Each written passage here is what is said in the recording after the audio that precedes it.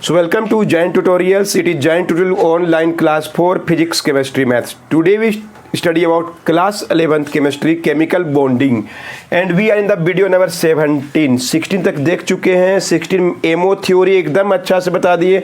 उसके सहायता से हम लोग बॉन्ड ऑर्डर कैसे, स्टेबिलिटी कैसे चेक कर सकते हैं, साथ में उसका कैरेक्टर क्या होगा वो भी हम लोग कर लिए. मतलब पैरामैग्नेटिक होगा कि डायमैग्नेटिक होगा, ये सब कर चुके हैं. तो चलिए अब छोटा छोटा क्वेश्चन सब है बीच में लोग पढ़ेंगे. तो देखिए हम लोग क्या क्या बताने वाले हैं आपको. 2-3 वीडियो देंगे और ये सब टॉपिक करेंगे हम लोग. सबसे पहले करेंगे हम लोग फजान्स रूल, ये क्या होता है और बताएंगे सब कुछ. उसके बाद हम पढ़ेंगे रिजोनेंस. रिजोनेंस हाइब्रिड क्या होता है की बात है. रिजोनेंस हाइब्रिड क्लियर है. उसके हम बताएंगे बॉन्ड लेंथ क्या होता है. फिर और डिस्कस कर देंगे थोड़ा सा बॉन्ड ऑर्डर क्या होता है. क्लियर है. Bond length, bond order, lattice energy, छोटा छोटा टॉपिक है, 2 मिनट का टॉपिक है सब. इतना भी डिस्कस करेंगे और चैप्टर को बंद कर देंगे और आपको सारा क्वेश्चन एनसीईआरटी का बन जाएगा अगर आप अच्छा से सारे वीडियो अटेंड किए होंगे और एग्जाम के पॉइंट ऑफ व्यू से और सीखने के हिसाब से और अप्लाई करने के हिसाब से, सबके हिसाब से ये बहुत इंपॉर्टेंट लेक्चर्स हैं केमिकल बॉन्डिंग. तो ये सब स्टार्ट करते हैं हम लोग.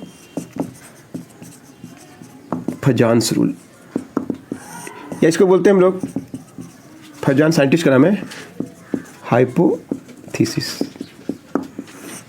कोई बुक में फजान्स रूल लिखा हुआ है, कोई बुक में फजान्स हाइपोथेसिस बोला है. एक और चीज है इसमें छूट गया है,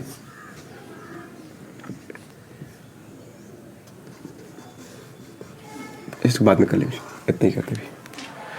क्या होता है फजान्स रूल या फजान्स हाइपोथेसिस क्या है, उसने क्या बताया हम लोग को. तो हम लोग पढ़ चुके हैं इलेक्ट्रोवैलेंट बॉन्ड, हम लोग पढ़ चुके हैं कोवैलेंट बॉन्ड, इसे बोलेंगे इलेक्ट्रोवैलेंट बॉन्ड. NaCl को याद है लेविस डॉट स्ट्रक्चर से कितना होता है. इसके बाहर में 1 इलेक्ट्रॉन है, इसके पास 1 2 3 4 5 6 7. तो Na प्लस Cl माइनस. और आप क्या बॉन्ड बोल दिए, कौन सा बॉन्ड नाम दे दिए इसका, आयनिक बॉन्ड. एकदम ध्यान सुनिएगा, आयनिक बॉन्ड. लेकिन फजान जो साइंटिस्ट थे उन्होंने बताया कि कोई भी बॉन्ड चाहे आयनिक हो चाहे कोवैलेंट हो, परफेक्टली आयनिक या परफेक्टली कोवैलेंट नहीं होते हैं. ये हम लोग बना तो दिए इलेक्ट्रोवैलेंट बॉन्ड या आयनिक बॉन्ड. क्लियर है. लेकिन उन्होंने ये बताया, अभी आपको डिस्कस करेंगे कैसे.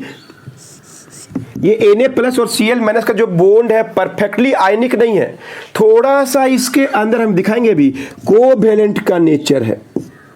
कोवैलेंट का नेचर है, थोड़ा सा उसमें कोवैलेंट का नेचर है. कितना मैग्नीट्यूड में वो कोवैलेंट है वो डिस्कस करना है. यही फजान्स रूल है. समझा क्या बोल रहे हैं. कोई भी आयनिक बॉन्ड परफेक्टली आयनिक नहीं होता 100%.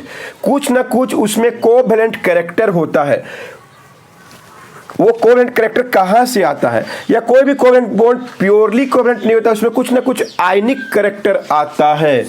वो कहाँ से आता है यही हमको डिस्कस करना है फजान्स हाइपोथेसिस में या फजान्स रूल में. क्लियर है. सब बताएंगे बारी बारी से.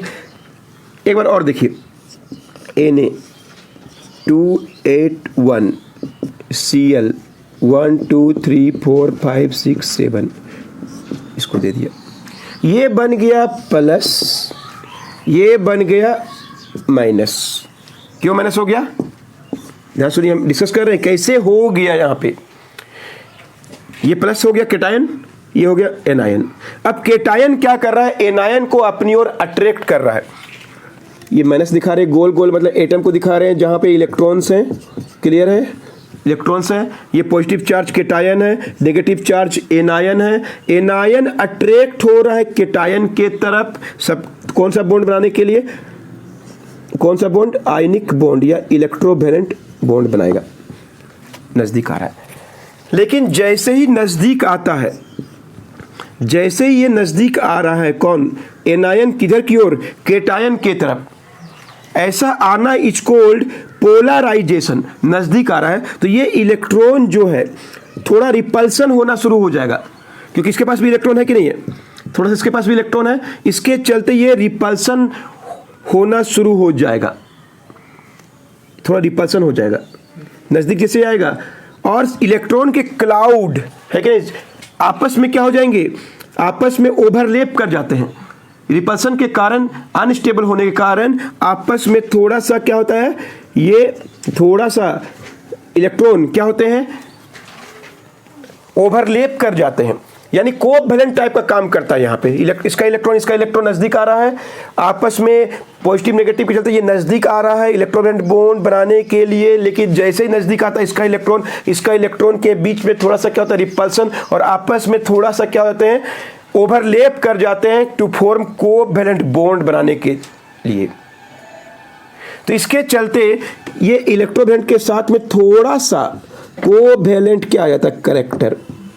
ये डिपेंड करता है, ऐसा इसका कैरेक्टर, अब इसका थोड़ा शेप भी चेंज हो जाएगा, थोड़ा सा शेप चेंज हो जाएगा। ये जो पूरी तरह गोल था वो क्या होगा,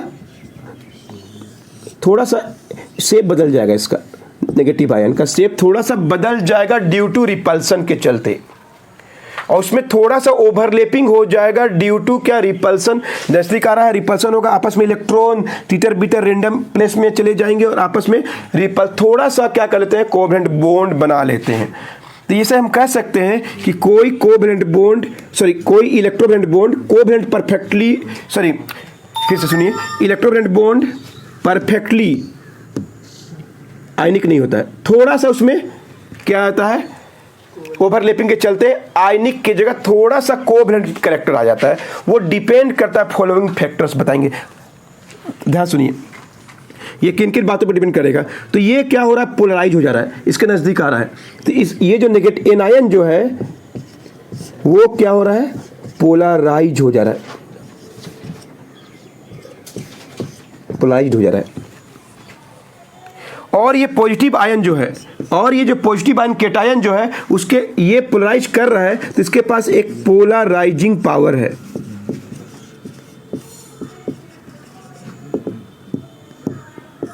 पोलराइजिंग पावर है, इस केटायन के पास एक पोलराइजिंग पावर है, एनायन, जिसके चलते क्या पोलराइज हो जा रहा है टुवर्ड्स पॉजिटिव से नेगेटिव की तरफ, और कुछ इलेक्ट्रॉन क्लाउड्स आपस में ओवरलैप कर लेते हैं। इसी के चलते थोड़ा सा आयनिक कैरेक्टर आ जाता है। ये कितना आयनिक कैरेक्टर आएगा सब हम डिस्कस करेंगे, पहले नोट कर लीजिए। सो इन दिस वे आपको पता चल गया तीन बात कि केटायन एंड एनायन के बीच में आयनिक बॉन्ड बनता है, इलेक्ट्रोवेलेंट बॉन्ड बनता है, वो परफेक्टली क्या नहीं होता है, आयनिक नहीं होता है, बल्कि थोड़ा सा कोवैलेंट कैरेक्टर भी होता है। क्लियर है? तो इसमें क्या होता है, एनायन जो होता है वो क्या हो जाता है, पोलराइज्ड हो जाता है, उसका शेप थोड़ा सा क्या हो जाता है, चेंज हो जाता है, शेप थोड़ा चेंज हो जाता है। इलेक्ट्रॉन क्लाउड में क्या हो जाता है, थोड़ा सा रिपल्सन, और आपस में क्या कर जाते हैं, ओवरलैप कर जाते हैं। इसी ओवरलैप के चलते थोड़ा सा क्या आ जाता है, उसमें कोवैलेंट कैरेक्टर आ जाता है। एकदम कहानी जैसे समझिए इसको। क्लियर है? हमारा बात क्या क्या बोल रहे हैं, एनायन पोलराइज हो जाते हैं, शेप चेंज होता है, इलेक्ट्रॉन क्लाउड बन जाता है, रिपल्सन होता है, ओवरलैपिंग होता है, और थोड़ा सा ionic compound like NaCl KCl जितने भी हम लोग बनाए हैं उनमें थोड़ा सा कैरेक्टर आ जाता है किसका, कोवैलेंट कंपाउंड का। तो आप देखिए वो डिपेंड करता है, कोवैलेंट कैरेक्टर डिपेंड करता है, केटायन पे भी डिपेंड करता है कौन सा केटायन है, और दूसरा उसका एनायन पे भी डिपेंड करता है। केटायन पे भी डिपेंड करता है और एनायन पे भी डिपेंड करता है। केटायन का क्या क्या बात पे डिपेंड करता है, केटायन का क्या क्या बात पे डिपेंड करता है, वो उसका एटॉमिक साइज पे डिपेंड करता है, या यूं बोलिए कि आयनिक साइज पे डिपेंड करता है। बताएंगे कैसे अभी। आयनिक साइज, एटॉमिक साइज। दूसरा डिपेंड करता है चार्ज पे डिपेंड करता है, कितना ज़्यादा पोलराइज करेगा। केटायन क्या करता है, केटायन के पास क्या है, अपने पास बुलाने का क्षमता है, उसको क्या बोलते हैं हम लोग, पोलराइजिंग पावर। वो पोलराइजिंग पावर जो है वो किन किन बातों पे डिपेंड करता है, उसी के पे डिपेंड करेगा कि कोवेलेंट कैरेक्टर क्या होगा। वो चार्ज ऑफ केटायन पे डिपेंड करता है, किसी के पास 1+ है, किसी को 2+ है, किसी को 3+ है। और थर्ड, वो डिपेंड करता है स्टेबल इलेक्ट्रॉनिक कॉन्फ़िगरेशन पे डिपेंड करता है। स्टेबल इलेक्ट्रॉनिक कॉन्फ़िगरेशन कौन सा? Nobel, NS2 NP6 ND6 sorry 10, जो ऐसा पा लेता है कि नहीं, ऐसा जो पा लेता है वो सबसे ज़्यादा कोवेलेंट कैरेक्टर होगा। और इसमें ये सिर्फ डी ब्लॉक के लिए लागू होता है, ये सिर्फ डी ब्लॉक वाले के लिए लागू होगा। एटॉमिक साइज पे डिपेंड करता है या आयनिक साइज पे, चार्ज ऑफ केटायन पे डिपेंड करता है, और stable noble stable electronic configuration पे डिपेंड करता है। ये वाला सिर्फ एक्सेप्शन है, डी ब्लॉक पे डिपेंड करता है। डी ब्लॉक का जब कोई होगा ना, जैसे zinc, iron, cobalt, mercury, gold, silver, तब उन पे ये लागू होगा। क्लियर है? मोस्टली हम लोग ये दोनों से पता कर सकते हैं किसमें कोवेलेंट, ये हम लोग मेजर नहीं कर सकते, हम लोग मेजर नहीं कर सकते किसका ज़्यादा कम होगा, वो हम लोग डिस्कस कर सकते हैं। तो देखिए, एटम का साइज, केटायन का साइज छोटा है और बड़ा है, बोलिए दोनों प्लस चार्ज है, कौन ज़्यादा पोलराइज करेगा? एटॉमिक साइज अगर क्या है, बड़ा है, एटॉमिक साइज बड़ा है तो उसका पोलराइजिंग पावर भी क्या होगा? ज़्यादा होगा। तो उसका कोवेलेंट कैरेक्टर भी क्या होगा? ज़्यादा, क्योंकि ज़्यादा साइज बड़ा है तो नज़दीक चला गया है एनायन के पास और ज़्यादा इजीली बुला सकता है। अगर एटॉमिक साइज छोटा है तो पोलराइजिंग पावर भी क्या होगा? कम होगा, और कोवेलेंट कंपाउंड कैरेक्टर भी उसमें कम आएगा। अंडरस्टूड? पहला बात समझ में आ गया? जिसका साइज छोटा होगा, बताएंगे अभी एग्जांपल, वो कम पोलराइज करेगा, जिसका साइज बड़ा होगा वो ज़्यादा पोलराइज करेगा। एग्जांपल देखिए, बारे में सब तीनों को डिस्कस करेंगे, है ना, नोट तो कर लेंगे, 3 पे डिपेंड करता है, इसमें 2 ही काफ़ी है, एक और 2। जिसे हम बोलेंगे मेरे पास LiCl भी है और NaCl भी है और KCl भी है। एक तो हम बता चुके हैं कि इसमें आयनिक कैरेक्टर ज़्यादा है और थोड़ा सा सबके पास क्या है? कोवेलेंट। किसके पास ज़्यादा होगा? सब एक पॉजिटिव चार्ज है, सब एक पॉजिटिव चार्ज है, ये नेगेटिव चार्ज होता है, सबको पता है, आयनिक बॉन्ड बना चुका है, कोवेलेंट कैरेक्टर आ चुका है, ड्यू टू क्या? डिटोर्शन, नज़दीक आने के कारण रिपल्सन हुआ, है ना, अनस्टेबल हो गया और थोड़ा सा ओवरलैपिंग हो गया। तो बताइए, सबसे अगर आप पढ़े होंगे पीरियोडिक टेबल, लेफ्ट से राइट जाना है, इसके पास लिथियम ऊपर है ना, इसके पास 2 ही ऑर्बिट है, Na के पास 3 ऑर्बिट है और K के पास 4 ऑर्बिट है। किसका एटॉमिक साइज बड़ा है? किसका एटॉमिक साइज बड़ा है? ये KCl नहीं है, K का Cl सब में बराबर है, Cl को छोड़ दीजिए आप, नेगेटिव चार्ज सबके बराबर है, एटॉमिक साइज छोटा है, नज़दीक है। सॉरी, हम गलती एक्सप्लेन कर दी, 1 मिनट। एटॉमिक साइज अगर छोटा है, ध्यान सुनिए, यानी चार्ज नज़दीक में है, वो ज़्यादा इजीली अट्रैक्ट करेगा, क्योंकि इलेक्ट्रॉन का चार्ज डेंसिटी यहाँ पे ज़्यादा हो जाता है। एटॉमिक साइज अगर छोटा है, ध्यान सुनिएगा, फिर हम गलती बोल दी थी, सुधार रहे हैं।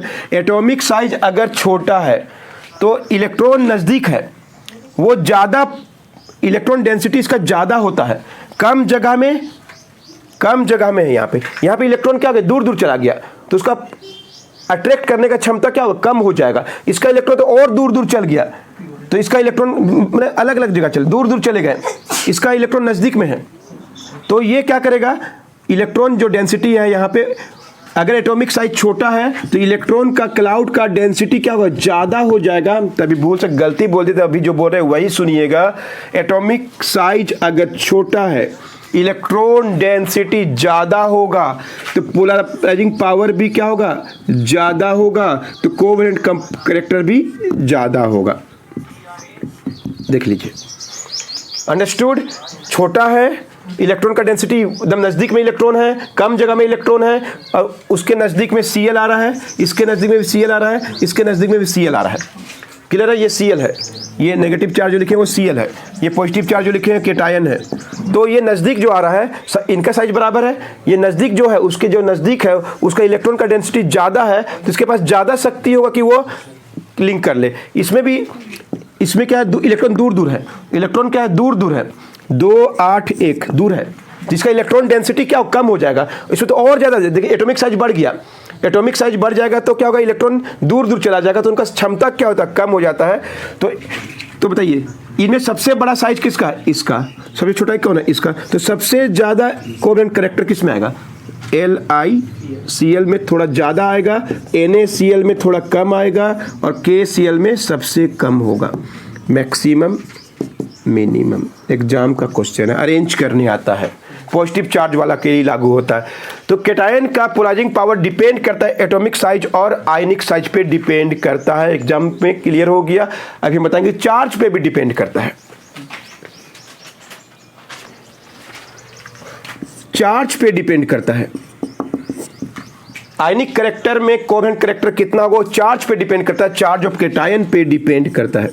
देखिए अगर मान लीजिए किसी के पास 1 चार्ज है, किसी के पास 2 चार्ज है, किसी के पास 3 चार्ज है, जैसे मान लीजिए कि ये सोडियम है, ये क्या होगा, मैग्नीशियम होगा, और ये क्या होगा, एल्युमिनियम। तो सबका एटॉमिक साइज तो बराबर है लगभग, क्योंकि सबके पास क्या हो गया, 2 ही हो गया, पढ़े होंगे पीरियड टेबल। चार्ज ज्यादा हो गया, चार्ज कम है। चार्ज अगर केटायन का ज्यादा है तो उसका शक्ति पोलराइजिंग पावर ज्यादा हो जाएगा, ज्यादा पोलराइज कर सकता है, ज्यादा पोलराइज करेगा तो ज्यादा कोवेलेंट कैरेक्टर देगा उसको। तो देखिए ध्यान से, अगर हम लोग का अगर एटॉमिक साइज अगर सेम है तब हम लोग चार्ज पे डिपेंड करता है, चार्ज पे बोलते हैं। एटॉमिक साइज अगर सेम है तो मोर ज्यादा अगर चार्ज है, में चार्ज अगर क्या है, ज्यादा है, तो क्या होगा, पोलराइजिंग पावर भी क्या होगा उसका ज्यादा आएगा, और कोवेलेंट कैरेक्टर भी उसमें क्या आएगा, ज्यादा आएगा। चार्ज ज्यादा, पोलराइजिंग पावर ज्यादा, कोवेलेंट कैरेक्टर भी ज्यादा, कोवेलेंट कैरेक्टर ज्यादा। एकदम याद रखना, आपको अरेंज करने आता है। इनमें सबसे ज्यादा अगर इनका चार्ज अलग अलग है, देखिए चार्ज अलग अलग है कि नहीं, इसके पास 3 को पॉजिटिव चार्ज है, और ज्यादा अट्रैक्ट करेगा, इसका 2 ही पॉजिटिव चार्ज है। साइज तो बराबर है, साइज तो बराबर है क्योंकि 3 ऑर्बिट है, साइज बराबर है, 3 ऑर्बिट है, ज्यादा चार्ज है, ज्यादा चार्ज वाला ज्यादा अट्रैक्ट करेगा, ज्यादा चार्ज वाला ज्यादा अट्रैक्ट करेगा। More the charge greater is the attraction. Understood? अब एग्जांपल देखिए, NaCl, MgCl2 और AlCl3। अगर हम लोग कल्पना करें तो इसके पास 1 है, इसके पास 2 है, इसके पास 3 है। क्लियर है? तो ये ज़्यादा इजीली अट्रैक्ट कर लेगा, तो इसलिए NaCl परफेक्टली इलेक्ट्रोवैलेंट कंपाउंड है। इसमें आयनिक कैरेक्टर ज़्यादा है, कोवेलेंट कैरेक्टर बहुत कम है। इसमें थोड़ा ज़्यादा हो गया, इसमें थोड़ा और ज़्यादा हो गया आयनिक कैरेक्टर। तो एग्जाम में अरेंज करने आता है, बस पूछे किस में है तो क्या आंसर होगा, बोलिए। सबसे ज़्यादा किस में है, अल्युमिनियम क्लोराइड में। थोड़ा कम किस में है, MgCl2 में। तो अगर आपके पास साइज सेम है तो चार्ज में जाइए, सबसे पहले साइज को देखा जाता है, एटॉमिक साइज, फिर नंबर आता है किसका, चार्ज ऑफ कैटायंस। तो इस तरह से आपको समझ में आ गया होगा फजान्स रूल। क्लियर है? नोट कर लीजिए। मिलते हैं आपसे नेक्स्ट वीडियो में, और बहुत कुछ बताने वाले हैं। तीसरा प्रॉपर्टी नहीं बता।